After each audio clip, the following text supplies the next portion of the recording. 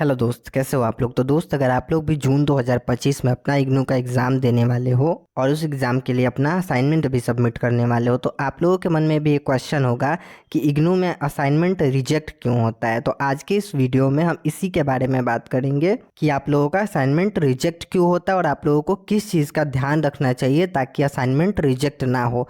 देखिए, इग्नू के तरफ से बहुत सारा इंस्ट्रक्शंस दिया जाता है, पर असली चीज़ के बारे में हम बात करेंगे क्योंकि हम भी पहले इग्नू में पढ़ाई किए हैं और अपना असाइनमेंट सबमिट भी किए हैं और मेरा अपडेट भी हो गया है और मेरे बहुत सारे जानने वाले भी असाइनमेंट सबमिट करते हैं और मेरा बहुत सारे स्टडी सेंटर पे जान पहचान भी है। तो उस हिसाब से हम आपको सब चीज़ बता देंगे कि आपको बस किस चीज़ का ध्यान रखना चाहिए ताकि आपका असाइनमेंट रिजेक्ट ना हो, बहुत ज़्यादा झमेला में नहीं पड़ना है। तो वीडियो में आगे बढ़ने से पहले अगर आप हमारे चैनल पर नए हो तो सब्सक्राइब ज़रूर कीजिएगा। तो चलिए एक एक करके हम सारी चीज़ों के बारे में बात कर लेते हैं। तो देखिए, यहाँ पे जो बताया गया है ये इग्नू की तरफ से इंस्ट्रक्शंस दिया गया है, ये बेसिक चीज़ है। यहाँ पे पहले नंबर पे बताया गया है कि आप एलिजिबल होने चाहिए, यानी कि आपका मिनिमम ड्यूरेशन कंप्लीट होना चाहिए। जैसे कि मान लीजिए कि आपका ईयरली प्रोग्राम है तो 7-8 महीना कंप्लीट हो जाना चाहिए, तब आप अपना असाइनमेंट सबमिट कर पाओगे। जैसे कि जिनका भी जुलाई 2024 में एडमिशन हुआ है वो अभी एलिजिबल हैं ईयरली प्रोग्राम वाले, और जिनका जनवरी 2025 में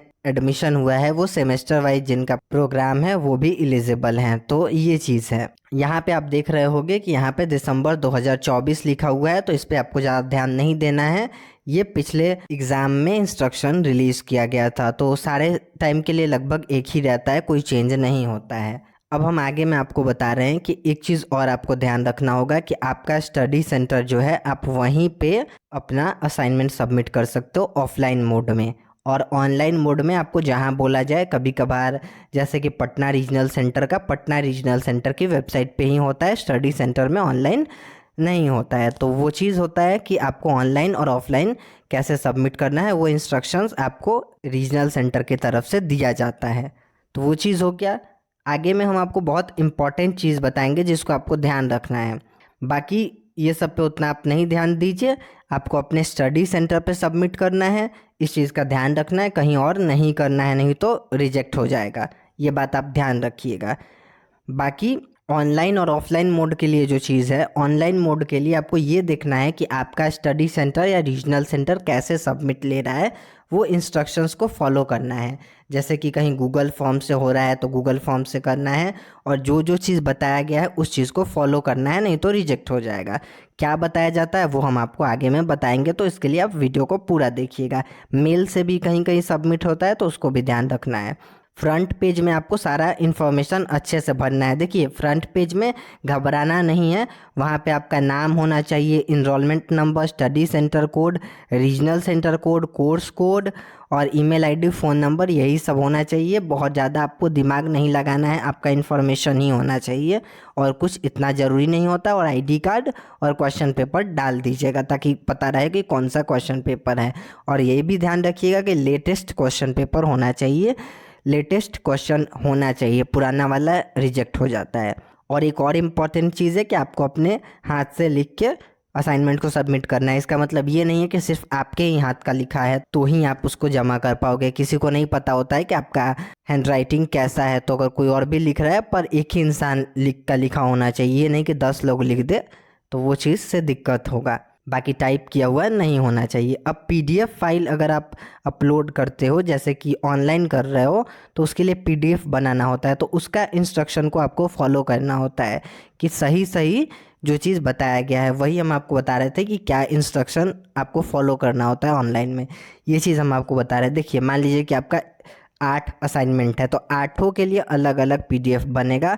एक पेपर के लिए, मतलब एक कोर्स के लिए एक पीडीएफ बनाना होता है, और पीडीएफ का नाम लिखना है वही जो वहाँ पे आपको बताया जाए आपके रीजनल सेंटर के गाइडलाइंस में।